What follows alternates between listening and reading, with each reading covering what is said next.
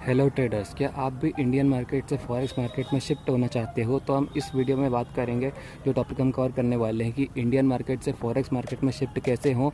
And दूसरा topic हमारा रहेगा टैक्स का।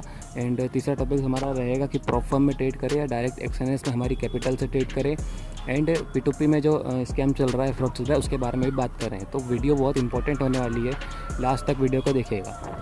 अब अगर आप इंडियन मार्केट से फॉरेक्स मार्केट में ट्रेड करना चाहते हो, इंडियन मार्केट में आपका लॉस हुआ है एंड आप ये सोच रहे हो कि फॉरेक्स मार्केट में सब कुछ रिकवर कर लेंगे क्योंकि थीटा डीके का यहाँ पे कोई प्रॉब्लम नहीं होता है। लेकिन मैं आपको बता दूं कि अगर आप इंडियन मार्केट से फॉरेक्स मार्केट में शिफ्ट हो रहे हो, अगर आप बिगिनर हो, शुरुआती कदम ही रख रहे हो, तो थोड़ा सा रुक जाओ एंड महीने 2 महीने अपने आप को दो एंड फॉरेक्स मार्केट में जो भी पेयर आपको अच्छा लगता है, जो भी पेयर में आपको सहूलियत होती है, मतलब कि कंफर्टेबल होते हो, उस पेयर में अपनी एक प्रॉफिटेबल स्ट्रैटेजी बनाओ एंड उसके बाद में ही आप ट्रेड में कदम रखना है। ठीक है, जब तक आप प्रॉफिटेबल नहीं हो जाते तब तक आपको कोई ज़रूरत नहीं है फॉरेक्स मार्केट में आने की या प्रॉप फर्म खरीदने की या एक्सचेंज पर डायरेक्ट ट्रेड करने की। स्ट्रैटेजी कैसे बनाना है, कैसे ट्रेड करना है, इसके बारे में मैं प्रीवियस वीडियो में बात कर चुका हूँ। ठीक है, यहाँ पर बात करूँगा तो वीडियो ये बहुत लंबी हो जाएगी, इसलिए आप उसको पहले देख लें।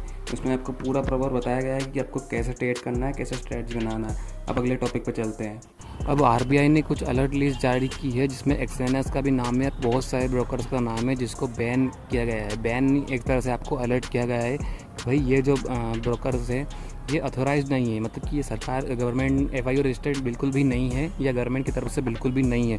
अगर आप इसमें किसी आपके साथ में फ्रॉड हो जाता है या कंपनी पैसा लेके आपका भाग जाती है तो यहाँ पर RBI की या गवर्नमेंट की कोई जिम्मेदारी नहीं रहेगी। तो अलर्ट लिस्ट में आपको यही बताया गया है। ठीक है, एंड इसके बाद में बात करते हैं टैक्स की, क्योंकि टैक्स सबसे ज़्यादा इंपॉर्टेंट है इसमें। अगर आप फॉरेक्स मार्केट में ट्रेड करना चाहते हैं, फॉरेक्स में एंट्री ले रहे हो, तो भाई टैक्स भरने के लिए तैयार हो। जो भी यूट्यूबर आपको बोलते हैं कि how to trade forex in zero tax, ऐसा कुछ भी नहीं होता भाई। वो आपको 4 साल बाद के लिए फंसा देंगे। वो आपको गवर्नमेंट का टैक्स आप चोरी नहीं कर सकते हो और ये चोरी करने की सोचो भी मत। ठीक है, अगर आप टैक्स भरोगे आप सेफ रहोगे।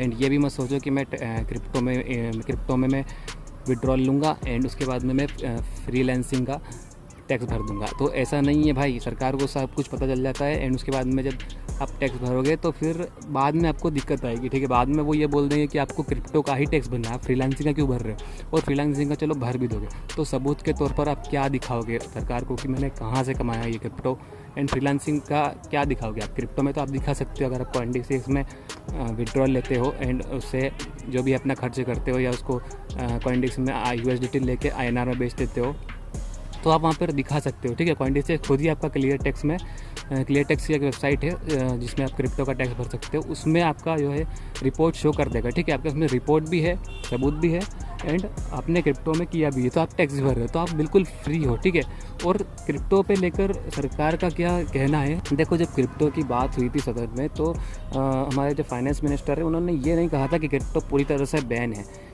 एंड ये भी नहीं कहा था कि क्रिप्टो पूरी तरह से लीगल है। तो इसको एक ग्रे एरिया में रखा गया था एंड प्रॉप फर्म का भी यही सीन है, प्रॉप फर्म को भी एक ग्रे एरिया में रखा गया है। तो उन्होंने क्या किया कि इस पर फ्लैट 30% टैक्स लगा दिया। ठीक है, आप टैक्स दो एंड क्रिप्टो करो। इसीलिए इन्होंने CoinDesk से या फिर और भी जो FIO रजिस्टर्ड प्लेटफॉर्म है इनको लॉन्च किया है। ठीक है, इनमें क्रिप्टो हो रही है, ट्रेड हो रहा है। ठीक है, इंडिया में भी हो रहा है ट्रेड, वो इसी बेसिस पे हो रहा है क्योंकि सरकार ने उसको ग्रे एरिया में रखा है। एंड फ्लैट 30% का मतलब ये है कि आपको उसमें कोई भी छूट नहीं दी जाएगी। ठीक है, ये नहीं कि आपका 1 लाख से नीचे टैक्स नहीं लिया जाएगा। बिल्कुल, आप अगर 10 रुपये में कमाते हो तो उस पर 30% देना पड़ेगा, पर टेंशन मतलब 10 रुपये कमाते हो तो 3 रुपये के लिए कोई भी आपको टैक्स का नोटिस नहीं भेजेगा। आई होप कि आपके टैक्स के सारे डाउट क्लियर हो चुके होंगे। अब हम बात करते हैं कि एक्सएनएस में ट्रेड करना है या हमको प्रॉप फर्म में करना है। तो देखो, आपको एक्सएनएस में कब ट्रेड करना है कि जब आपके पास में मनी इतना नहीं है कि आप प्रॉप फर्म का इंस्टेंट अकाउंट खरीद सकते हो। ठीक है, 1 स्टेप और 2 स्टेप वाला आपको अकाउंट नहीं खरीदना है क्योंकि आप उसमें ही पैसा लॉस कर दोगे। आप इंस्टेंट अकाउंट खरीदते हो और उसका टारगेट हिट करवा लेते हो न्यू स्टेट से या कुछ भी जो भी आपकी स्ट्रैटेजी है, प्रॉफिटेबल स्ट्रैटेजी है, उससे आपका टारगेट हिट हो जाता है तो आपका जो कैपिटल है उसको बहुत अच्छा ग्रोथ मिलेगा। ठीक है, एक्सएनएस से बढ़िया ग्रोथ मिलेगा यहाँ पर। एंड अगर आपके पास में कम कैपिटल है, अब उससे आप ट्रेड करना चाहते हो तो आप XNS में ट्रेड कर सकते हो, वो भी तब जब आपके पास में स्ट्रैटेजी है। ठीक है, देखो स्ट्रैटेजी के बिना कुछ भी काम यहाँ पर नहीं होने वाला है। अगर आपको लगता है कि आप सपोर्ट रेजिस्टेंस पे ट्रेड ले लोगे या फिर प्राइस एक्शन पे ट्रेड ले लोगे, तो भाई प्राइस एक्शन सीखते सीखते आपको बहुत टाइम लगने वाला है एंड मुझे इसमें प्रॉफिटेबल होना थोड़ा मुश्किल लगता है। ठीक है, मुझे खुद को मुश्किल लगता है। आपको एक प्रॉपर स्ट्रेटजी बनाना पड़ेगा एंड उसमें प्रॉफिटेबल होकर दिखाना पड़ेगा। आप डेमो अकाउंट में बिल्कुल ट्रेड करो, ठीक है, उसमें प्रॉफिटेबल हो जाओ तभी आप रियल मनी से ट्रेड करोगे। एंड अब बात करते हैं प्रोफर्म के बारे में। प्रोफर्म आपको तभी खरीदना है जब आपके पास में इतने पैसे हों कि आप इंस्टेंट अकाउंट खरीद सकते हो। ठीक है, आपको 1 स्टेप और 2 स्टेप वाला अकाउंट कभी सजेस्ट नहीं करूँगा, क्योंकि आप मुझे पता है कि 2 स्टेप रहेंगे और उसी में आप पैसा लॉस कर दोगे। ठीक है,